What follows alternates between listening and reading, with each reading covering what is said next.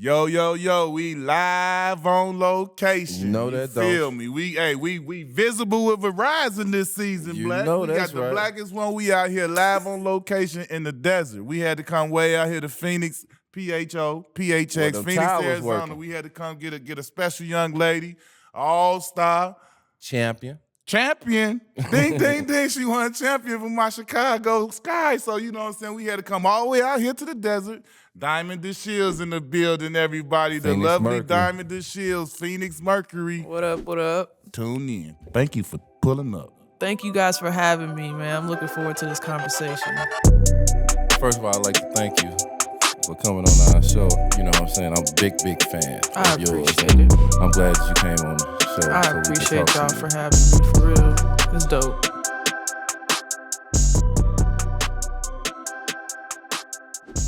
Presented by Visible. When you first made it to the WNBA, who was the first person to bust your ass? Ooh. I wouldn't say I got my ass buzzed, to be honest. Okay. I came in real ready. But I would say the most challenging defensive assignment I had was Maya Moore.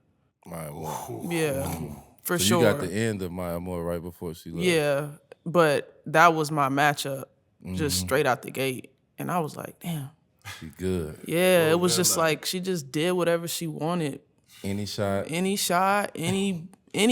Like over two hands, perfect contest, anything. Like All up in her. yeah, it was like I never felt helpless as a defender. Yeah. You know, it was one of those. I'm just like, there's really nothing that I could do.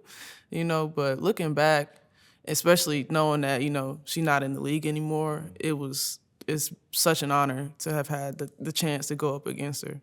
You 27 years old, and your pops played for them St. Louis Cardinals. You know your boy from the Lou. You know what I'm saying? Oh, my Y'all remember that when he Right. was with us. You know your boy from the Lou, and he definitely a Cardinal fan. He keep the Cardinal hat on.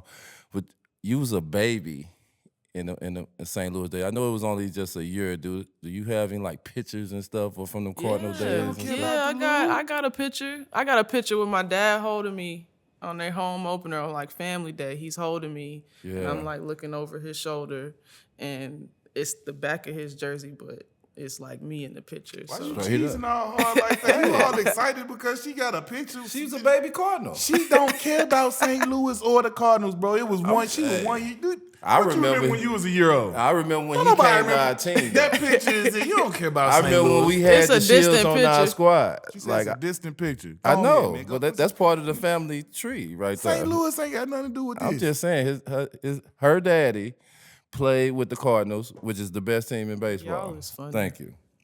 I cannot it. believe that he just I went just had to way put that round in the there. block, came up the avenue, and brought St. Louis Cardinals into this. Man, go on, man. What you doing? All right, but you got a family full of athletes. Your mom went to Tennessee.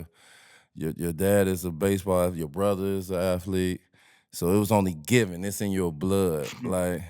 But you played baseball first. Mm-hmm. What made you go from baseball?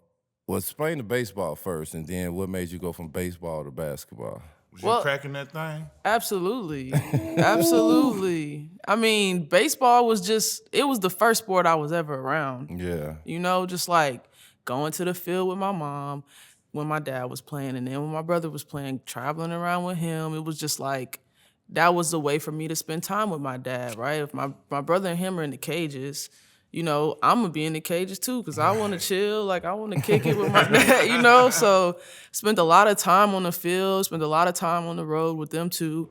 So that was the first sport that I gravitated to. But, you know, thinking about a career and, you know, when I chose and established, you know, within myself that I wanted to be a pro athlete, it's like, well, you can't play in the MLB. Yeah. So what you gonna do? You know, and so at the time I was, you know, starting to play basketball and it was fun. And so I was like, you know, like, I could do this. Yeah. You know, and I played some other sports too, but basketball was really the one that I knew that I could see like a clearer picture, like down the future, like of what I could be and accomplish. Who's the first girl you seen that you just kind of gravitated to? Was like, oh, she a hooper. I can do that. You know what? That's a good question. That's a really good question. I'd have to really think about that because, you know, in girls basketball, it's like it's not like a pickup scene. It's not like like high school basketball is like just now kind of like becoming something that like little girls are looking up to. Yeah, like you gotta play with boys first. Yeah, you gotta play with, and that's what I did. So to think of like who's the first girl that I really, it's hard for me. That's a hard. You looking at any guys? What one of the guys you fell in love with? Ryan Harrow. Ryan Harrow. He went to Walton High School, and then he committed to Kentucky, and then he transferred to NC State, I think. And professionally, I'm not sure exactly what happened, but like in high school, he was like, he like played like Jamal Crawford.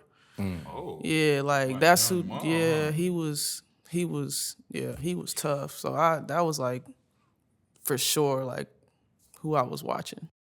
In high school, what was that moment where you felt like you one of the best in the country? Like I know you play AAU ball with Stewie and some of the top players. Was that the time when you felt like, oh, I got on this team and I can stay up with them girls to know that like, oh, I'm good enough to play? Yeah, I mean, I think that. Well, it was before high school. So like in 8th grade, I played on a team I played with Lexi Brown. I was about to ask you. I played with Kayla Davis, Antonio Davis's daughter, Tan Griffey, Ken Griffey Jr.'s daughter. Like we was all on a team together. And so I remember we went to Boo Williams. And in Virginia. I went to that Boo Williams. At the time I'm nobody. I'm not getting recruited, no nothing. And we went out there and we played up. So we playing against all the top, like, I think like 10th graders. Yeah. And we won Boo Williams. And like the next like week, like mailbox was just like crazy. Let me ask you this about Boo Williams. When we went to Boo Williams, we used to stay in this hotel that was big as a mug, and all the teams, girls and boys, stayed in the same big old, I think it was like a Marriott or a Holiday Inn or something. That was the same thing for y'all? Yeah, it was the same hotel. I mean, I've been to Boo a few times, so I can't even remember when, but I definitely been in that hotel. Yeah. So that's crazy. You remember that? No. Oh, you might be too old for that, but yeah. Everybody done played at Boo Williams. It's such a great tournament. He don't like Boo Williams. That's what it is. Boo Williams hater. So tell us about the AAU team. Like you, Stewie, when all y'all got together and you playing with the top girls. Yeah. In the You talking about the middle school team that I was on, that I just talked about? Yeah. Oh, well, that team was just a lot of fun. This is before basketball got serious. We was just kids. Like, and being that young and playing up in every tournament and just winning, like it was just fun. It was just playing basketball freely. Did y'all smack anybody of note along the way that was older than y'all? Yeah, this was before the EYBL was on the girls circuit. Okay. So like the Nike teams that they had, we had been playing against them, beating up on them. That's what it is. Yeah, like playing against all these like nationally ranked players. Like this is before like we were not getting recruited like that because we was in middle school. Yeah. And so our team just kind of like grew into this like phenomenon over the course of one summer, and like everybody was talking about us. So when you went to high school, did you walk through the door with some swag? Like, we've been busting up high school players anyway. So Absolutely. I was like, because I was at private school up until 8th grade, and then I transferred to Norcross High School.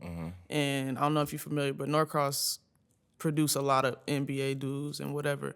So when I got there, I was just like, man, like, I'm here, like, what we about to do?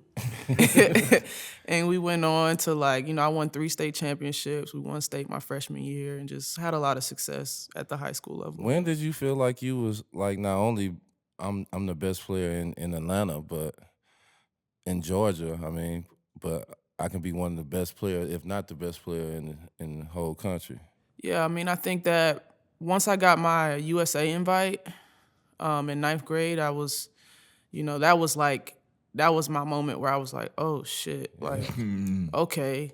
So I got to Colorado Springs, and like now I'm seeing all these girls that you read about in the, in the newspaper. Like this is our first time like really being like face to face with them. Brianna Stewart, you know, like it's my first time seeing her. I'm like, yo, her arms long as shit. Like, so that was really, and then making that team, like, So I was That's a big deal. and I was 15. I was on the U18 team. You know, so like I was super young. So all my teammates was going to college. Yeah. I was in 9th grade. So that was my That's first sick. USA basketball experience. So all your experience, like the playing same, up. all your experience was always ahead. So once you got caught up to your senior year, it was just total domination. Yeah, it was like That was shit. Funny to play against people your own Yeah, age. it total was- domination. It like, was. I mean, now I won Naismith that year. You know, I like I said, had a lot of success. Won a state championship. Just really, really blessed, to be honest, to have been like, able to have parents and coaches who were able to just like help put me in positions to succeed. So it was fun. Early on, having a pops that's been a professional athlete, like the work ethic, like did that help you with your work? Did that help you be athletic? Cause like, did you already have a just athletic gene, or he? Yeah, I mean, I think that like there was a certain tenacity that I had to have to hang around my brother. Like I don't think it really has so much to do with my dad, because like when he was playing, I was a baby, and then by the time I was old enough to really understand, he was retired. Yeah. But it was when us retired players, we don't move no more. so yeah, so it was really like just wanting to be with my brother. Like, and when I was with him, I was also with his teammates. So it was like learning how to fight, learning how to race, learning how to catch, how to throw, how to how to just be tough, because they don't want to be around no girl that's crying all the time or whatever. So I think that contributed a lot to me, just like having the heart that I do. I always like to be interested with someone like you that from 8th grade basically to college, you were up there. Like, where did you learn, or how did you learn to sustain that level of greatness? Because you know how it is. A lot of people, when we in 7th or 8th grade, you see them top 5, top 10 guys. High school, they you fall was to the the man, side homie. by the time you get junior, senior. People sprint by them. Like, but you, like you said, 3 state championships, Naismith, you sustained it, and sound like it got better as it went. Like, how did you continue to do that? Yeah, I mean, I think that like not so much now. It's kind, the gap is kind of closing as far as like recognition and access between women and men. But like back then, it was like being ranked and being all that and whatever. Like it wasn't enough. Like we didn't have no Chris Paul camps. We wasn't getting gear sent to the house. We wasn't, so it was like I wanted all those things. So like when I would see, the guys that were my friends that were, All-Americans that was getting it, I was like, well, I want that too. Like how I'm supposed to get that, And so in my mind, there was only one way for me to get it, and that was making it to the pro level, So I feel like in a sense it kept me hungry. I think like a lot of guys back then, they just was spoiled early, that false sense of entitlement, that work ethic is just like dropping because you think that, everything is easy. But, for me, it was the pursuit of, what I felt I deserved. For the work that I put in. They didn't have a girls' McDonald's game when we came out and played in the McDonald's game. Wow. But how was it to be named McDonald's All-American? I mean, once again, like that was it. Like that was the pinnacle. There was no Jordan Brand. There was, even in the Iverson Classic, like he had a girl playing in that this past year, I think. So yeah, he did. Yeah, Fly J. Yeah. So being a McDonald's All-American was like the reward for the 4 years of high school that you done been through, to finally be recognized as like the best in your class, the top in your class. That really meant something. How was that experience for you being there? Because I know, like we went, like you said, girls weren't there when we went. But like, how was it when you guys got to go? Like, I've seen it on TV and everything, but from your perspective. I mean, it was a lot of fun. Like I said, like this was the first time I got a suitcase waiting in my room full of gear. Like, so so for me, and I know for the rest of the girls that was there, we was all just like happy. Yeah. You know, it was just Did like they still have like the big banquet and everybody dressed up and everything? they had the Like, banquet and that's dope. everything. So, you know, you seeing all the guys there and like everybody in tuxedos. first, and yeah, it's like the everything. first time. It's like this is the top of this is the top of the top, and everybody just coming together and just, you know, having a So let me celebration. ask you this: for the banquet, I remember we used to all have to wear the same type of thing. Did y'all have to wear something that was kind of uniform and everything? Yeah, they had like Cause we had the tuxedos with little blue. They bows. got us too. they had like What type of They dress had, y'all like- had to wear something? And I look like the schoolgirls. they had like 3 dresses you could choose from, and they were all just terrible, terrible, and we was all mad, and yeah, they wasn't cute. You know, we was trying to be cute at that time. Cause I know they, that was like a little, yeah, prestigious little banquet. So I was wondering how they did that for the girls, if they gave y'all some choices or whatever. How many visits you take? How many school visits you take? I took a few. Yeah, I took a few. I took all my visits before I committed. So I took one official, and it was after I had committed to North Carolina. So Was I your had mom started, was your mom heartbroken that you didn't go to Tennessee? I mean, I think deep down she was, but she never put no pressure on me I already to, know. you know. she Wherever was- my baby go, I'm a supporter. yeah, she was really supportive, but visits were fun, and I started taking visits like in 9th grade. Well, why UNC? Well, you know, at the time it was.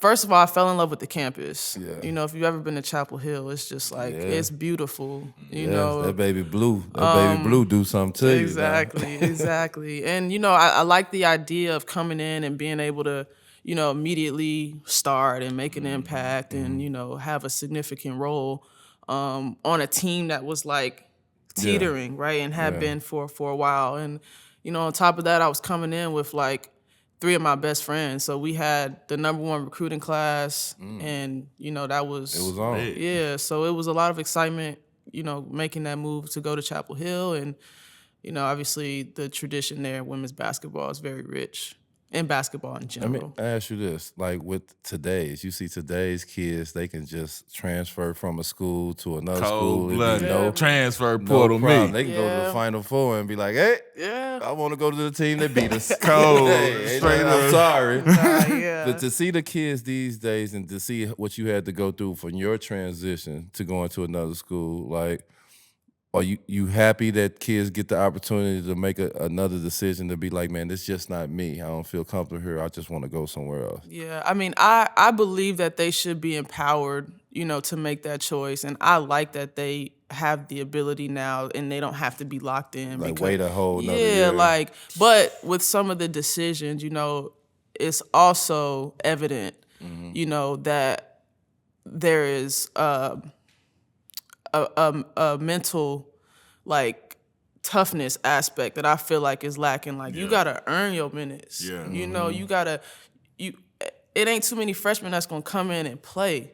You know, so if you're transferring, you chose to go to Duke, you chose to go to Kentucky, These top or schools. you know, to these top schools. You know, I feel like, you know, regardless of what the situation may be, sometimes you have a valid reason to transfer. So I do like that they get the opportunity to be like, no, like, I'm leaving. You know, but in some cases, I feel like and it's hard for me to say that because I transfer, right? But, you know, in some cases, I feel like, you know, it's worth staying and you know, fighting and trying to make better of the situation. Back in high school, Pat Summitt had just got diagnosed with Alzheimer's. Did that have anything? Did that impact your opinion? I mean, you choosing UNC, did you want to play for her before that happened at all? Absolutely. I mean, you know, Pat had been part of my life for a really long time, directly and indirectly, right? Before she even knew me, you know, so while she was recruiting me, you know, she was very present, you know, at my games and just the whole UT staff. So, you know, by the time she had got diagnosed, it was just it was a shock. Right. And so the timing was right around when I was about to make my decision. It's like the end of my senior year. And so, you know, the timing was just, it was a perfect storm, you know, if you will, because that was my dream school, that was my dream coach, you know, but I knew that I wasn't going to get an opportunity to play for her, you know, so to say that that didn't impact my decision would be a lie, you know, so like I said, I ended up where I felt like I was supposed to be in the end, but the uncertainty of the coaching staff at the time when I was supposed to be making my decision was just, you know. With your situation, like it's so okay now. You don't see the backslash. You don't see schools getting into all that. Yeah. And the good thing about you see somebody at a small school get that's killing, that never got them big colleges to look at him, go to the tournament and do his thing, and now he can go to a big college and get a little bit more recognition. Yeah. But it's like you one of the ones that sacrificed. That's why you're special in it. A lot of guys, even before you, they had to sit out that whole year and had to go through that whole everything.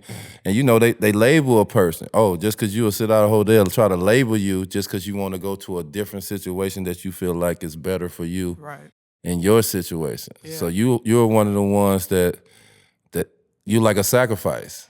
Yeah, I mean, before me, like in women's basketball, it was like, Forbidden. you don't transfer. It's forbidden. Especially an Forbidden. All-American, especially a ACC Freshman of the Year, especially a, you know, all the whatever I was after my freshman year. It's like, what? Yeah. You stay for 4 years, and that it is what it is. And you deal with it. And so when I decided to leave, it was like shock. Like I had just like, I don't even know. Like the response was just like, it was crazy. And so, you know, after that, obviously, you know, like a lot more girls around the country started transferring and, you know, started to, you know, I feel like be empowered once again to like do what they felt was best and what was right for them. So Did you have to sit out? yeah, I had to sit out.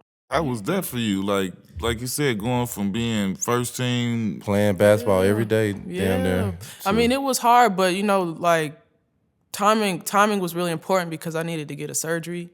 So, you know, I ended up getting a much needed surgery on my leg.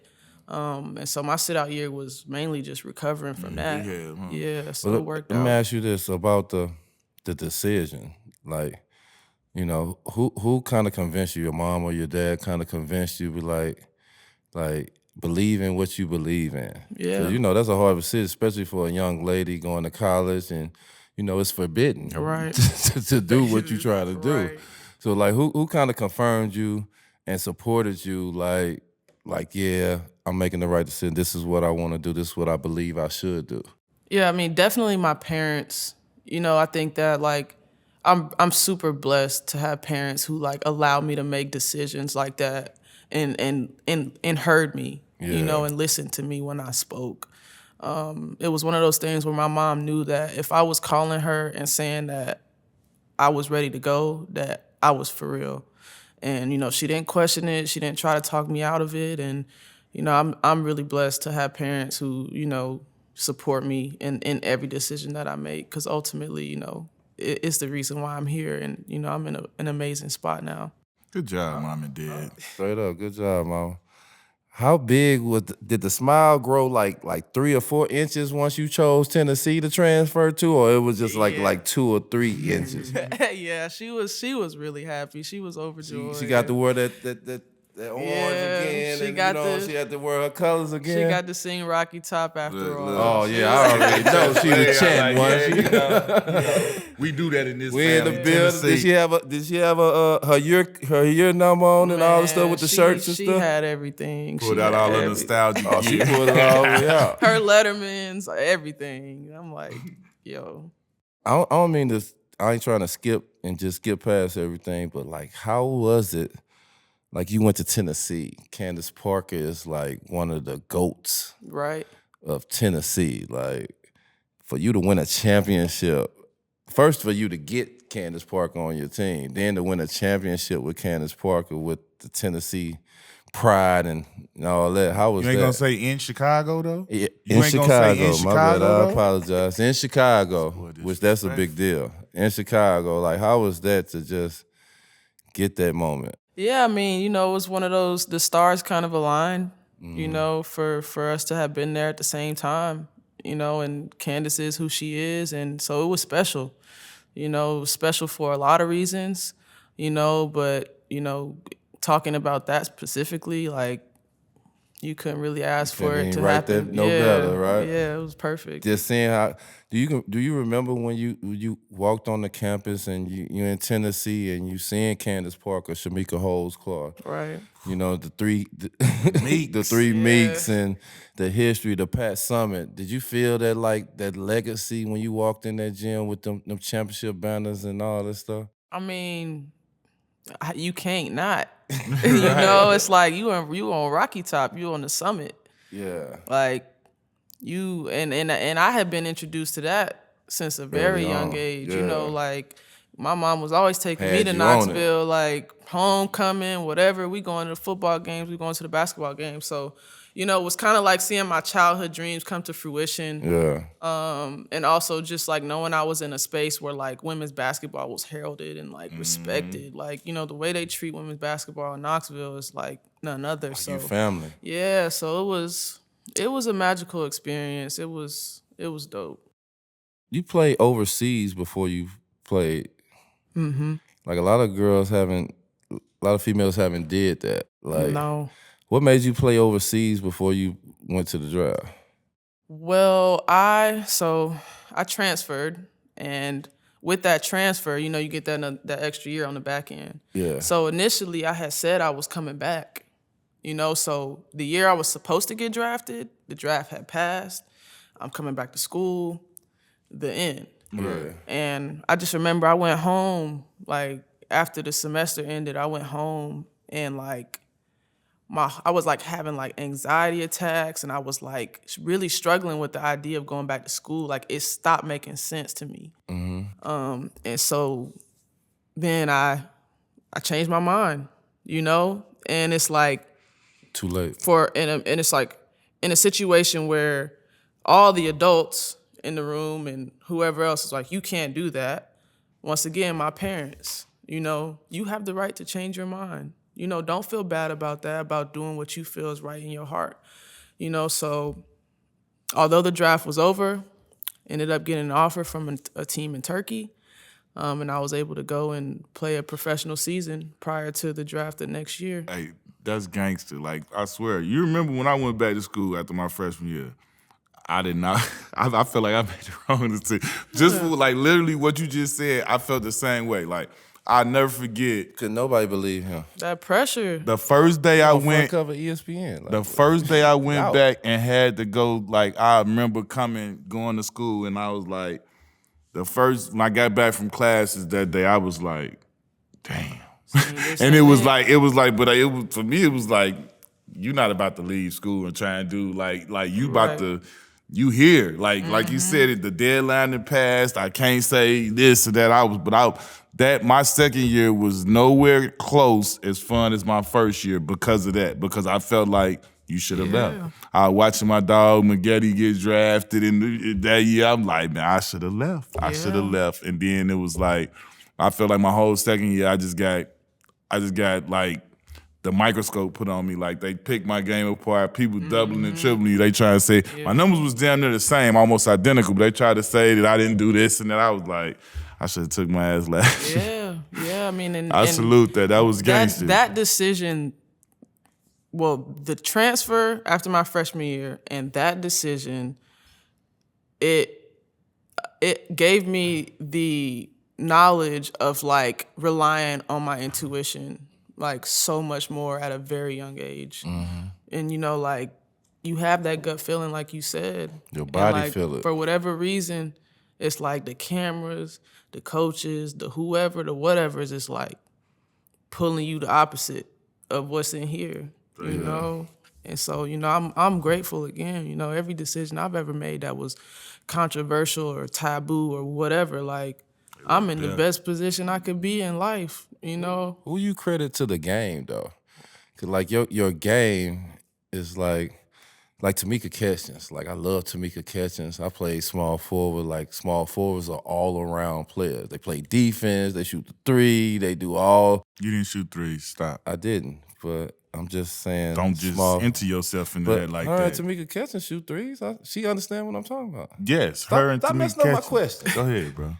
But you know what I'm saying? Like Yeah. a small forward is like an all-around player. And you're an all-around player. Like, who you cater to the game. You just can't get that off the fly. Like, who you cater to kind of understand, like, what's going on. I mean, it's tough because I didn't grow up watching women's basketball. You know, games wasn't televised like that. Yeah. You know, it wasn't, the WNBA was like, I knew I wanted to go, but I wasn't really watching because games wasn't They on came TV. on funny times and so, stuff, yeah. You know, I think that once again, like I had such a strong belief in like how special I was as an athlete. You know, like I knew I was faster. I knew I could jump higher. I knew there were things physically that I could do that I hadn't seen no other girl do. And I think that it was amplifying that more so than watching a player and watching a pro. And like, I didn't really have like a player that I was like, I want to be like that. You know, I was just like, I just want to be special. Like, go out here and just do what I do. When did you get to the point of that? When did you get to the point? Because, like, you always get to the point where, like, you don't see it, and then you run to them dogs, like how you ran into Maya Moore and be like, oh, it's another level out here in these streets. So I gotta, I gotta tap in. I'd say in middle school, right? Like, so I was still at private school, Woodward Academy, and every year we went to this basketball camp. What's this shit called? I can't remember the name of the camp, but when we would go there, it would be like all these public schools and stuff. And so when I got there, Southwest DeKalb was there, and Southwest DeKalb girls team had just won like 4 straight state championships, right? So like all they girls was like going D1, whatever, like they was tough. And so that was the first time I had seen like Different level. I was looking at them like, oh, like, okay, like I'm young, I'm in 7th grade, I'm in middle school, but like I'm like, I gotta get to that level, you know? And so at that point I had never trained, I was never in the gym, I was just raw. And so by the time I got to 9th grade, that was the first time I really started like working out and like spending time in the gym and working on my game. Shooting your shot, working on your technique and stuff like that. Tell me about, like you said, you went to Turkey. When and where were you when you found out about the difference in the value of their money than what it was supposed to be? Well, I had just got over there, and my teammate at the time, Erlana Larkins, she had like brought it up to me about the exchange rate and everything, and how like you could like take some U.S. money and like exchange it and get more, and I was like not really understanding that at all. So it was probably like right when I had got out there, to be honest. What was the difference though? Like it was like 2 to 1. And then the second year, so I had signed for 2 years. The second year, it was like 5 to 1. It had like doubled. So my contract was like worth double in like their money. And so my team was having issues like trying to fulfill paying that contract out, and they was asking me to take less and da-da-da-da-da. And I was like, I'ma just go. I'ma go, you know, so that currency exchange rate is a crazy dynamic when you talk about. Was you getting more in Turkey, or was you getting more when you got to the WNBA? Oh, I was getting more in Turkey. Even with the foolishness going on. Yeah.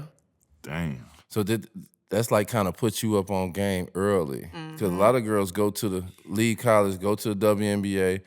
Then they realize, oh, I'm gonna go overseas. Like, oh, this is more money than what I was just getting paid them 2-3 months. Hold up, you was getting hold up. You getting $25K a month and $100 bills, and then you went from that to $4K a month? Literally. My first WNBA. I went back to Turkey. My first WNBA check, we got the envelope. I was like, ooh. It's on. I'm back. Man, I opened it up. I sat it on the table, and I went and took a nap. You feel like Chris Tucker. This ain't enough. Yeah, for real. I went and took a nap, and I left it there for like months. I did not cash it. It was just there. It didn't even matter. You almost It missed the did not limit on matter. it. I mean, I had money from Turkey. Like I was good, and I was just like, this. I could just cash this whenever I go to the bank. It was that underwhelming. She just let that thing, let it lay there. How was it preparing for the draft? Like, did it take you a long time to figure out what you was gonna wear to the draft? Well, I was still in Turkey. You was still in Turkey? I was still in Turkey, so like there's that overlap that Yeah. exists with overseas and the WNBA. Yeah. So I was finishing up my season overseas, and so my team allowed me obviously to fly back to New York for the draft. I got invited to the draft, so I flew in like 2 days before the draft, and then like figuring out what I wanted to wear. Like I knew I wanted to design a suit, and Oh, you designed it. yeah, so I went and I had a designer, Torre. He super dope in New York, and we just kind of put it together. And funny story, like my suit, the one that I had on at draft night, is not the suit that I was supposed to have worn. Like the suit I was supposed to wear was supposed to be blue, and that suit is like, it's like a fuchsia. Like it was crazy how it all went down, but So yeah. we talking about clothes, like your swag be on like 1,000 trillion. Like you got a lot of, like I always love how you dress and how you look. And I got 2 questions. Just talk about your swag and talk about how I love how they do the WNBA players when they come to the game and they show their whole drip. Yeah. You know what I'm saying? And it be all over the place. Right. But Right. it be a lot of dope up in there, but I always recognize your swag, especially your shoe game and Right. stuff. So just tell us about your swag, how you come up with some of the stuff that you wear and how you want to wear it. I mean, it's just being authentic, really. Like I'm actually like very into fashion, right? Like I genuinely care about it. It is a part of who I am and what I do. Like, Yeah, I can tell. like outside of the tunnel, I still like to get my fits off. Like it's definitely not, tell. it's Every not, time we see you dripping. yeah, like it's not even about the tunnel. Like I do this in real life. Yeah.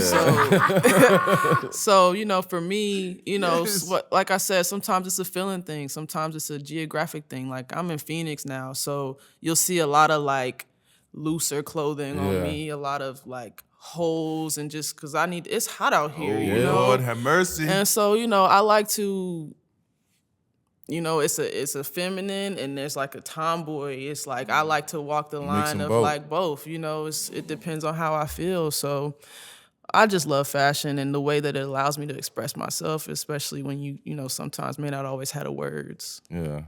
What made you get into like shoes and tennis shoes and be that deep into fashion? Yeah, I as mean, much as who put you on? Like who made you? Or you just always the dress up? yeah, I was, like when I was younger, like I used to, Take my your mom brother would buy me clothes, but then them wasn't the clothes You that I know what wanted you to wanted. wear. So like whenever I did have a little bit of money, like I would go and buy the stuff that I wanted to wear, and I was all over the place. Like I went through like a skateboard phase. I went through like all these different phases, but I went to private school, so anytime I got to wear regular clothes, it was exciting for me. Yeah. And it was always like a conversation between me and my mom, like, where you get that shirt at? Where you get like, who bought you that? And I don't know, for me, like I said, it was really just a form of expression, right? Like being in uniform all day was just like, it is what it is. And then when you get a chance to like wear your own stuff, I just kind of just used it and took It's it. always crazy that somebody went to like private school always come out being a designer just because be what the you said fad. they can't never They wear want it nothing more. different. They be so thirsty to get a fit off like, oh, I'm about to kill them with this one tomorrow. Yeah, Then they, for real. That's crazy. And you always wear the dope frames. For like I know real. you doing stuff with glasses. Yeah. Tell us how it is working with one site and the whole project with that. Well, I'm very blessed. I have such an amazing partnership with Oakley, and their philanthropy wing is. Oh, that's why you be framed up. Yeah. So like I play, Oakley, she got on. those are the frames that I play in. And so the first couple years I was in the league, I didn't have the partnership. And I ended up standing out so much so that we were able to ink a deal, and with that, I was then able to invest time and energy and resources into like philanthropy, and what was near and dear to me was eyesight and vision.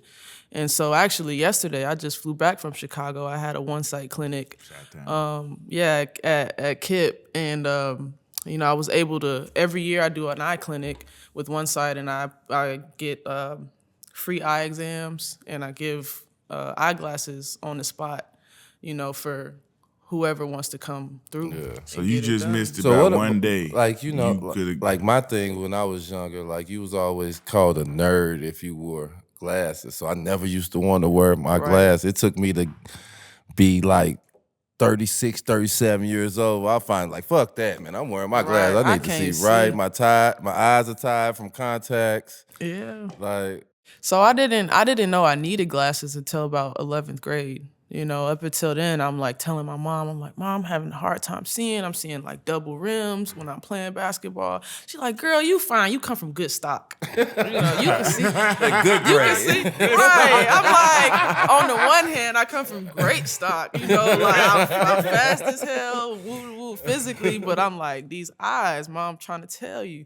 And so finally, she took me to get an eye exam, and that's when they told her that I was like really in need of glasses. And so it wasn't up until 11th grade that, and at that point, I was just happy to be able to see. I didn't care what nobody said about it. Straight but up. I was not going to play in no glasses. Yeah. And that was the nerdy thing. That was the Man, dorky I had thing, them old school Kareem Abdul-Jabbar goggles on me. I'm talking them James Worthy goggles. Yeah, that was, I ain't wear couldn't. them mugs no more. Yeah, Lord have mercy. them was not sexy. They talked about me so bad. I'm talking when I walked on the court, I was skinny little head. The goggles looked almost bigger than my head. They was like, I got him. I could. Yeah, I couldn't get with the glasses, and it took me a few years to accept that like I was gonna be having to play basketball with glasses on my face. You swagged it You out, didn't want though. to do contacts? Well, my contacts, that's the thing. My contacts are glass. And so that's the thing that a lot of people don't understand about why I wear glasses, because the glasses are not prescription. Yeah. My contacts are made of glass. Yeah. So they're completely protect hard. that. So the glasses protect my contact lenses. Yeah. And so it took me getting hit once in my eye without them Yeah. and like almost losing my eye for me to be like, you know what? Bring me the glasses. Like, Dang. this- Yeah, come I'm on, just this on is this it. So wait, why do you have why do they have to be glass? So I have an eye condition called keratoconus, and it's a basically corneal deformity that I have in both of my eyes. I've gotten surgery on both my eyes now, but essentially the soft lenses that people typically wear in the arenas, the lights are so bright, it ends up refracting through the lens and like looking like glares. Like So- trees, like light trees. Yeah, so I have to wear these. There's fixed lenses. Like if I had them on, I could open my eye and like tap on my eye, and I wouldn't blink or nothing. So That's crazy. that's the Like windshield on your eye. yeah. I used to have them contacts that had the little glass in the middle, and then the rest of it was like Yeah, soft. flimsy. Yeah, I tried those too. Didn't work. Damn. Now the whole You thing. had some half glass eyes too, boy. I didn't know that. Look at you. I don't disrespect them Pull like out all that. this. I did not know that. I did not know I'm that. deep in these streets. I've been through everything. But go back to the draft. How was it for you to experience? He deep in these streets. He been through everything. You testing his gangster right now. Tell us about the draft, though. How was that for you and your family to like experience that and just get that in? I mean, it was amazing. It was once again, it was one of those rare moments for me that I get to be celebrated and feel like I had actually achieved something. So having my family there was, a dream come true. And I'm happy to be the highest drafted family member. So, I got that over my up. dad and my brother Tell too. them. Yeah, Pops. Tell them. Tell them.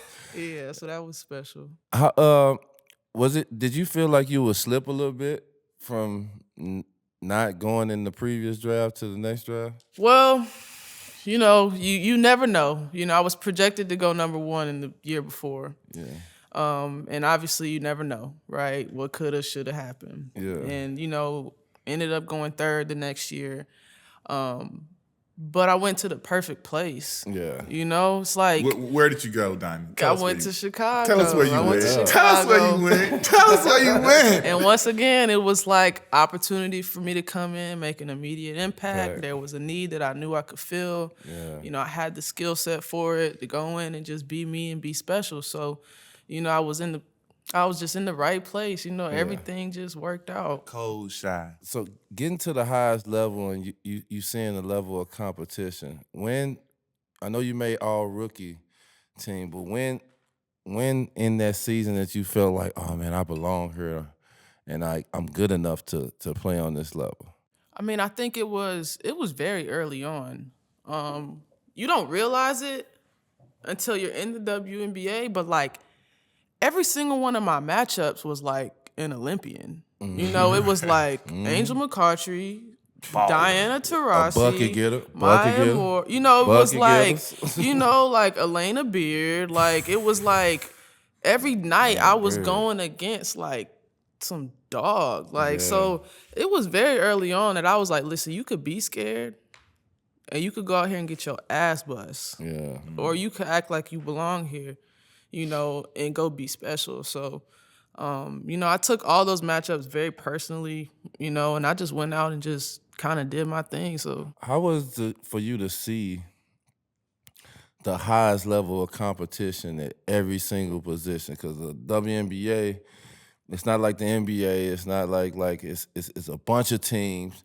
So it's the best of the best that's out there. Right. Like, It's this probably is the first time that every team got them hitters just because it's not that many teams and you shuffling the best of the best. So how was it to just see the level of competition be that high with so many female athletes and the history before it? I mean, it's a highly concentrated talent pool, and like whenever I'm having this conversation with like people who don't understand it, I just say, just imagine if the NBA only had 12 teams with 12, how good those teams would be. That's what I be saying. And so that was a good question. Just like thank you, bro. The way it feels is just every day, every game, you gotta know, that whoever you going up against, like they can go. They done did everything you did. That's crazy. Everything you want to do. McDonald's AllAmerican, USA. Think about it. 1 through 15. Think about it. 1 through 12. It ain't even 15 spots in the WNBA. 15. 12. Damn. Like it's a very potent level of buckets and handles and shooting percentages and all of that. So obviously you in agreement with me saying we need some more WNBA teams because like looking at, especially right now, looking at some of the people that just got cut from teams and like how, Sway, like what is going on? We need more teams, right? Absolutely. I mean, I feel very strongly that we do need more teams, and I'm happy that the conversations are being had, around expansion.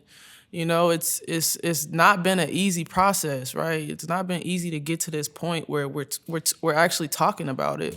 So although it's not happening immediately, like I'm happy to know that like pieces are being put in place so that expansion can take place. Like how was it for y'all? Like from you being a current WNBA player, like you watch it and like you see the release of like some of these names of these ladies just being released as like great players. Like what the heck is going on? Yeah, I mean, job security in the WNBA is not guaranteed.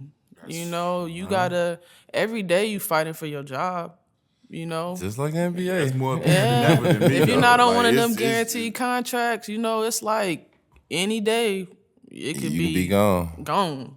Injury can get you gone. Gone. Like any slight thing can get you gone. Yeah, for real. Just do you like the new rules? Like were they protecting women that if they take the time and they're pregnant and they're protecting the kids where, hey, I can't just leave my newborn baby or my 1-year-old baby with somebody. I love the new maternity, rules and guidelines or whatever you call it that they have put in place because their rights for mothers before this new CBA was not good. Yeah. It was not good at all. There was no infrastructure in place that really supported you if you wanted to like start a family or plan for a family. Like a lot of players were just like, I can't have no kids until I retire, because it just wasn't no support for real. So Dang. I love that now, mothers and, soon to be mothers are having the opportunity to go through their pregnancy. Like it's okay. It's not Yeah, a like, forbidden thing. Yeah, Folks and be then in scared. sports in general, not just women's basketball, like mothers go through a lot. Like when they get pregnant, it's like a punishment, right? Like Right. That's how they treat it for sports. Man, like Allison Felix and like some of them track Serena girls, listening to Williams. them tell their stories about it. Yeah. It's just like, it's sad. Yeah. So, I'm all about progressiveness and, us making room for more women's rights and support in that area, especially. All-Star game. You make the All-Star game. When you make the All-Star game, now this is a whole other level. Right. When you walk in that locker room, you seeing the girls that you was looking at coming to the league, like, oh, this DT, this is Sue Bird. These Right. are the women that I was seeing before me. Like, how was it for you, your first All-Star game, to make it as early as you made it? Second year. You know what I'm saying? Yeah. And just to be in that atmosphere. It was so much fun. It was just fun. Like, it was like no pressure. It was like, just go out here and just be you. And anytime you tell me to be me, I'm going to stand out, like, just naturally. So I felt like All-Star Weekend was like the perfect stage for me to just go and just smile and have fun. And, I'm looking forward to getting back to that stage. So after All-Star game, I see you, and you just had your surgery. Like, can you tell us the process of having, when you found out about your surgery, Right. and the decision that you had to make about your surgery? Yeah, well, finding out was,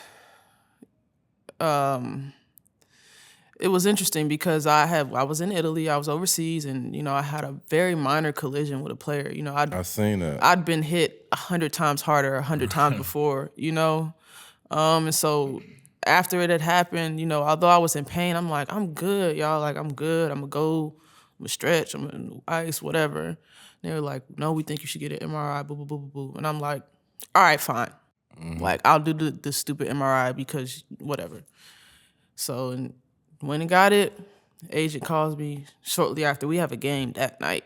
Calls me and it's like, Diamond, this is what you're dealing with. You got a tumor in your spine. Yeah. There was no making a decision. The decision was made for me. For you. You coming home and you getting surgery. Right away. And so at that point, it's like, it's January. WNBA camp starts in April, right? So it's like, do I rush this surgery and try to get back before camp, or do I go and try to talk to like multiple neurosurgeons and try to find the best one, right? So I was kind of up in the air about it. Like, I'm like, okay, I'm gonna fly back to Atlanta and talk to my doctors there, because this is like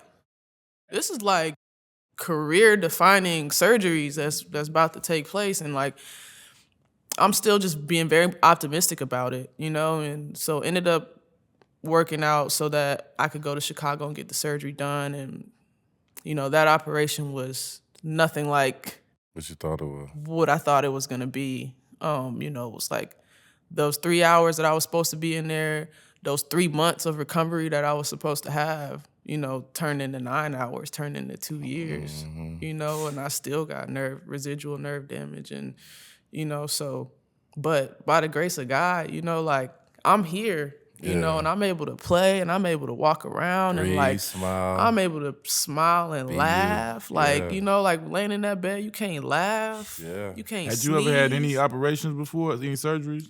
I mean, yeah, like I had a tibial rod surgery before. It's like, not to downplay it, like that was tough to come back from too, Yeah. but like, Back, like what you did, Yeah. just like back in general, but like yours is even more serious because, like you say, that was like career yeah, defining. So like, Me and my old lady was in the bed, and we was just looking at TV, and I was just flicking the channel. And when I flicked the channel, we stopped at E60. E60 be having them good interviews, them good things, and you just came on there. And when I seen you, me and her is almost in tears, like the footage of that you showed, your teammates. And I remember seeing y'all at All-Star, and it was just like, man, I didn't know that. And I was so tough on you because, like, you one of my favorite players. I love how you dress outside the court. It was like, man, I always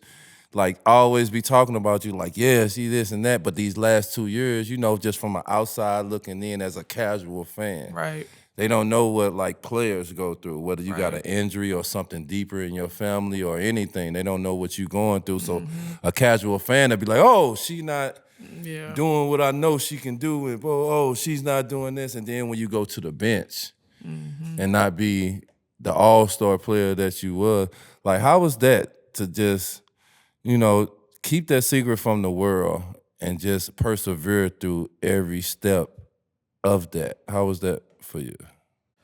It was hard. Like, it was hard, man. I knew that telling the story prematurely would have added way too much pressure onto what I was already dealing with. And I just did not feel comfortable at the time, right? This is pre-COVID, right? So after my surgery, the whole world stopped. Right, that's right. You know? And so part of me was thinking and hoping, like, okay, I got time. I can come back from it, and like, nobody got to know about it. Right. You know, so part of it was that. And then George Floyd, Black Lives Matter. I was like, this is not important to be talking about right now, to be talking about myself, to be bringing any attention to me when we, you know, we try, like, it's a lot going on right now. So there were like a lot of things that played into me, like keeping my silence.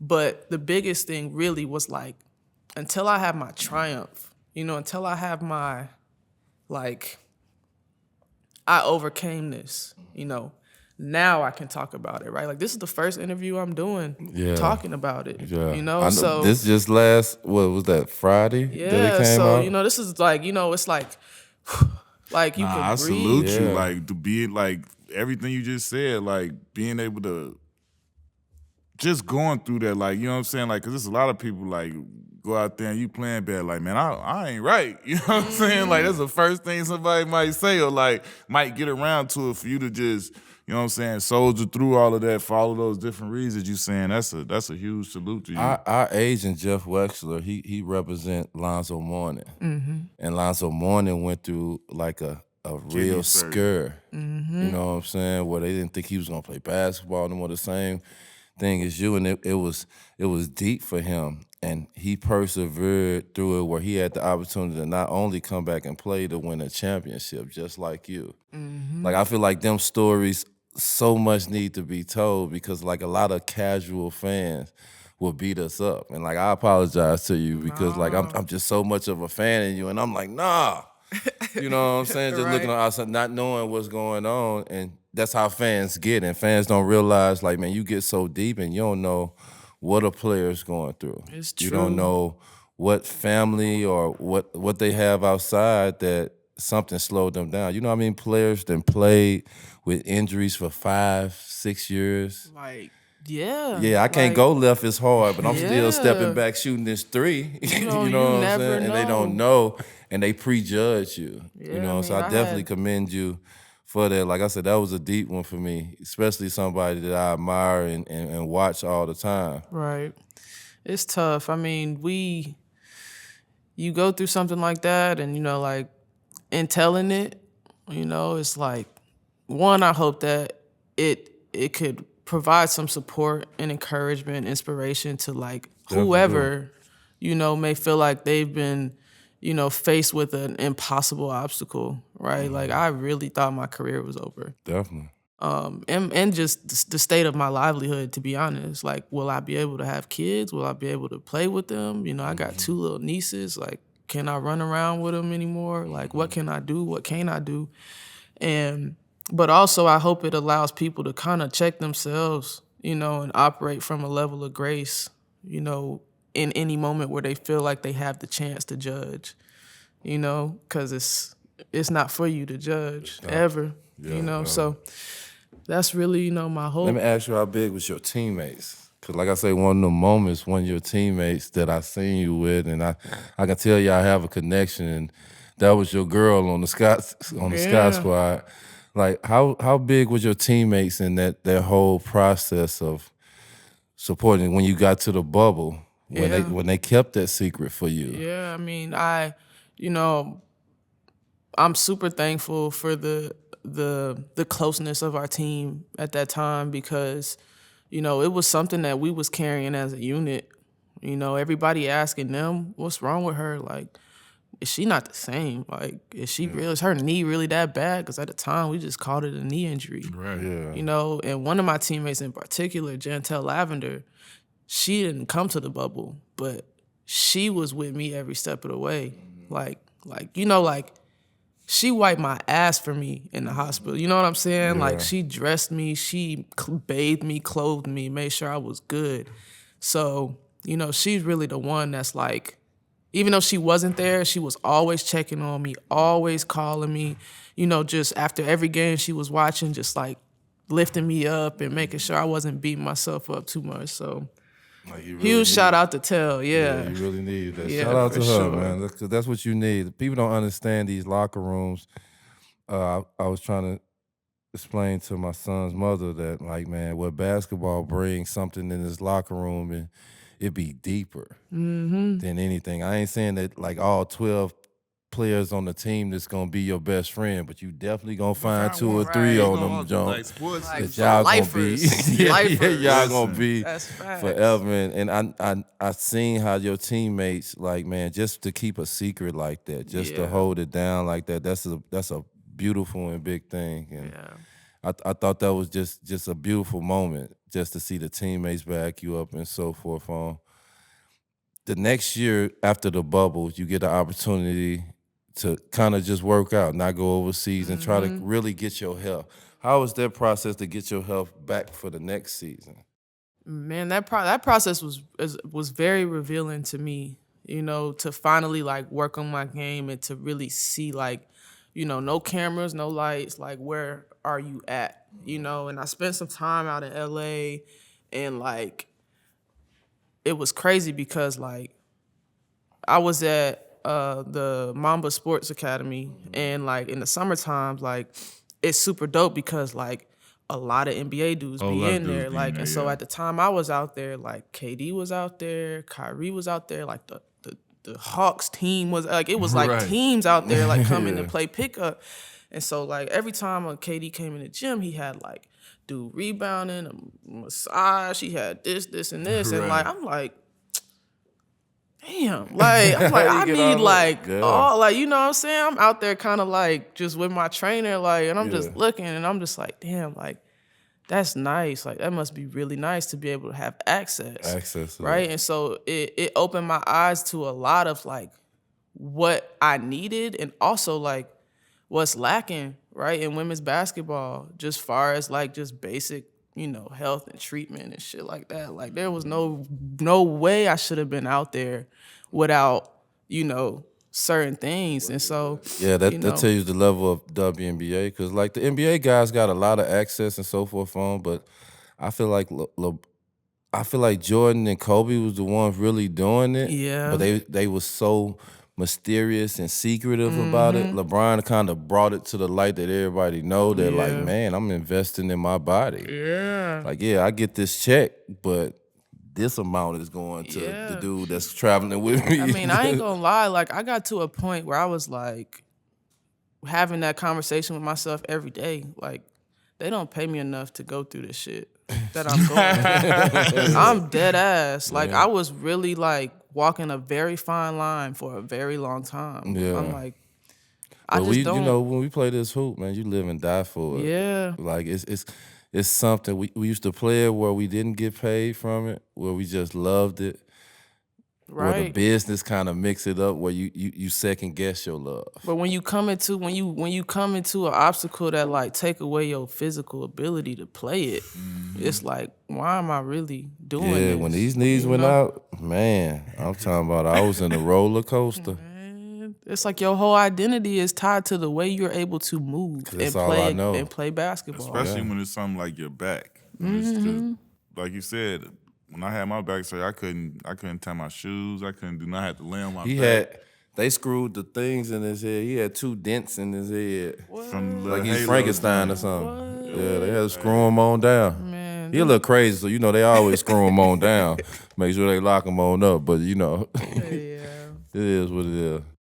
When you were there at the Mamba Academies, did you ever get a chance to like you said you was watching them? Did you get a chance to watch KD and Kyrie go through workouts and stuff and learn from them? Yeah. What was that I like? was watching them every day. What was that I was watching them play pickup. What was that Like, experience? First of all, they was playing pickup, and it was like they was in Kevin's world. Like everybody, like Yeah, when they was playing, pretty it much was how if it it was is. game to 7, he was scoring all 7 All every 7. game, like And not not missing missing. I was like, How you supposed to what's play against him? happening right now? Like, what am I looking at? Like, I couldn't believe it. He'll come in the gym with his slippers on, with his backpack on. The first thing he do, grab the ball, start shooting, pop, like just making that. Fresh I'm out the like, court, I'm that like, mother hitting that. yo, I'm Really, like, really 7 feet. Cheating like a Dribbling, right? Like, and then one game we watched, he was shooting all like one leg, like he was shooting everything off one leg. Stanky leg. That's that Man, stanky leg. like, That's what we I'm call. like, yo, this dude is nuts. How was it like, you I know you had the surgery and you get to the bubble and you ain't fully, but you actually get the opportunity to not go overseas and spend that whole winter coming around to the season to really like work on your body, work on your game and get prepared for a season. Like, Yeah. how was that?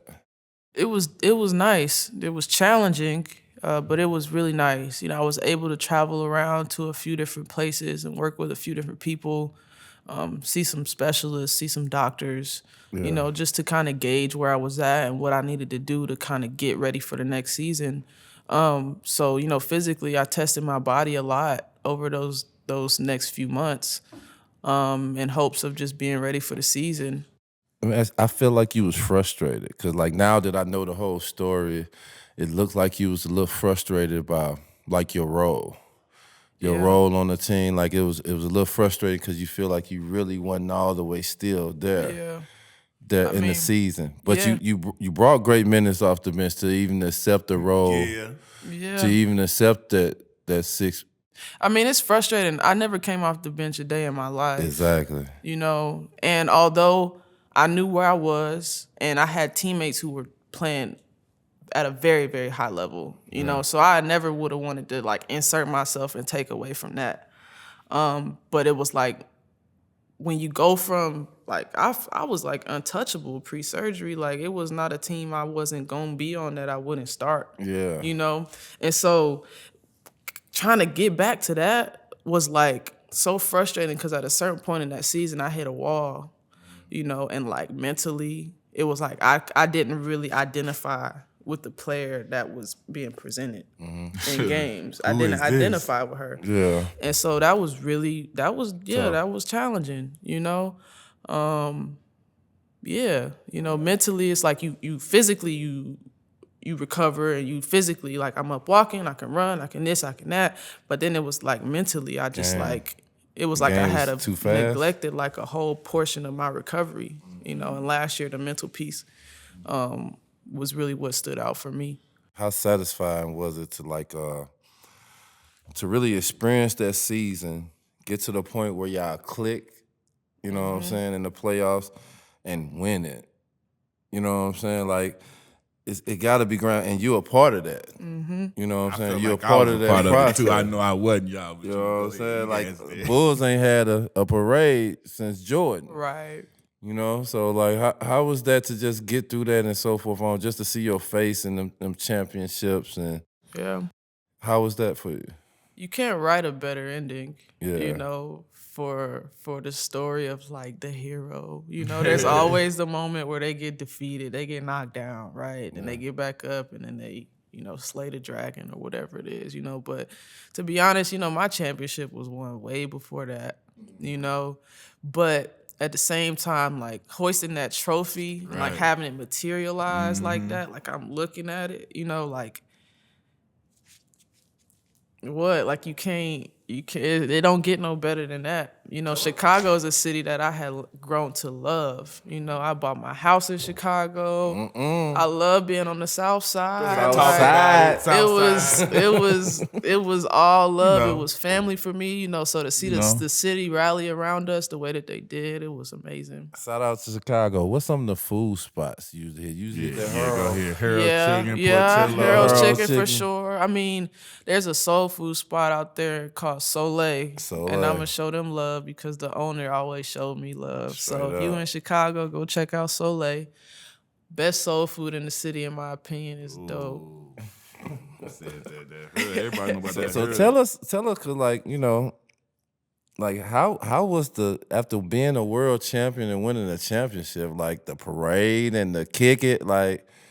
No, it was sad time. I know you done just been through a lot these last 2 years, but you need one day to I seen get y'all it all clubbing and out. everything. I seen some of the videos. So I was the parade and the kick it with your girls and your champions after the champ. That was just my type of party for real. You mean to tell me I could get drunk in front of all these people and all these cameras and I ain't gonna get in trouble for it? Like, y'all not gonna talk bad about me? Hey. So I had a blast on stage up there, just dancing, just celebrating. And obviously after the game, we went to we went out and we had a blast. It was fun. Yeah, I had me a couple drinks that night too. You know what I'm saying? Especially you see your teammates in the club that don't never be in the club. Yeah. Right? Like, everybody going out there. Yeah, everybody going out. Walked into the club like, yeah, so that was dope. So you to get traded, and a team really wants you. Like how did that feel after everything that you went through for a team to trade for you? Yeah, I mean it was heartbroken when I had to accept that, I was going into free agency and having to explore free agency. Because I thought I was going to be in Chicago. I thought I was good in Chicago, But regardless, you go into free agency, and as soon as I talked to Jim, the GM for Phoenix, he's like, we're going to make it happen. We want you out here. There was no, how's your back? We don't know if if you're the same. It was like, so to go somewhere where the belief is strong like that, that's all you could want for a player, like as a player. So, I was talking to some other teams or whatever, but, I just had that feeling about being in Phoenix, being out here, playing for an organization like Phoenix, in Phoenix with the tradition and the pedigree, right? So to know that you finna go and play on a team with Brittany Griner and Diana Taurasi, and I get Tina Charles too, and Skylar Diggins. Yeah. Like how is that like your pre-order? You pre-order stuff in your head, like, oh shit, we finna fuck everybody up. You pre-order stuff? I do be pre-order, but on paper, it's looking real nice. Yeah, it's looking real nice. But you know how it is. You got to go through the trials and tribulations. Yeah, just like everybody else. So, I'm obviously I'm confident in us and what we'll be able to accomplish with the team that we have. And I'm really excited to have the opportunity to play with those names that you just listed. Oh yeah, I definitely need a jersey. So I got y'all. Yeah, jersey. For sure. Brittany Griner, she's going through a tough time in the situation that she's in. Can you speak a little bit about Brittany, like how important she is to not only women's sports, but just women in general, or what she brings to the table, and to be going through what she's going through and trying to support her from afar that you can't really touch or even know if she even getting your love. Yeah, I mean, it's very unfortunate just to know that she's over there and has been over there for so long. You're talking about somebody who is, a larger than life figure, for so many different communities. And just to know that, she's over there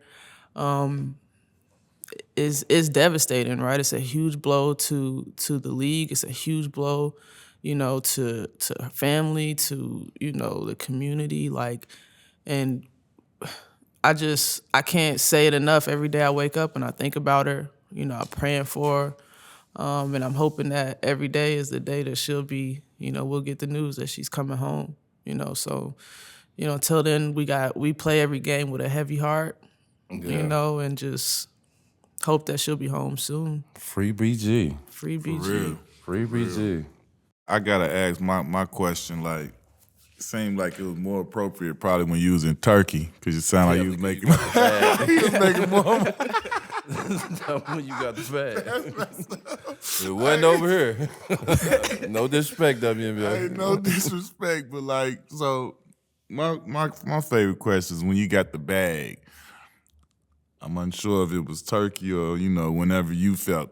Like, what did you do to go out there and treat yourself when you look back on it like, maybe I wouldn't have did that before, but it felt damn good when I did it, though? You know what? I got talked out of every one of those purchases. Mom and dad did? Make. Mom and dad, manager, like, I got talked out of it. But because I was in Turkey, I had this big white wall in my bedroom. And, you know, I looked at it and I was like, man, like, I wish I had a projector in this room, you know?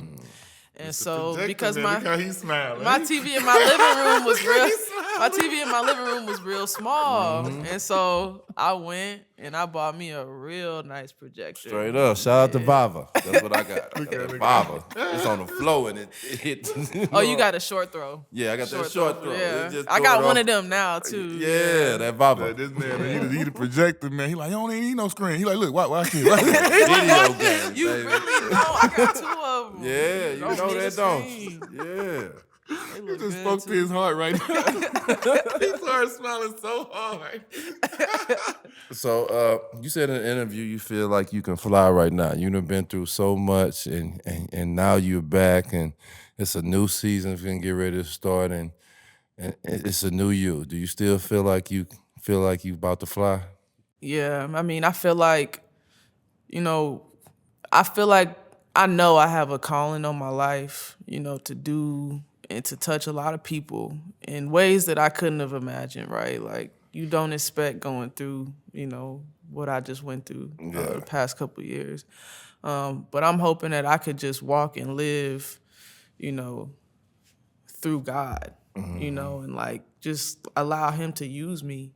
You know what I mean? Like, it's not even really up to me no more. You know, I'm kind of just like, winging it. yeah, like you just gotta surrender. You just Yeah, like I'm just now. blessed. Anything that happens from here on out is just extra. Yeah. You know, like I'm already, like I said, I already won my championship. You know, I'm up and I'm standing. I'm on 2 feet. So Straight up.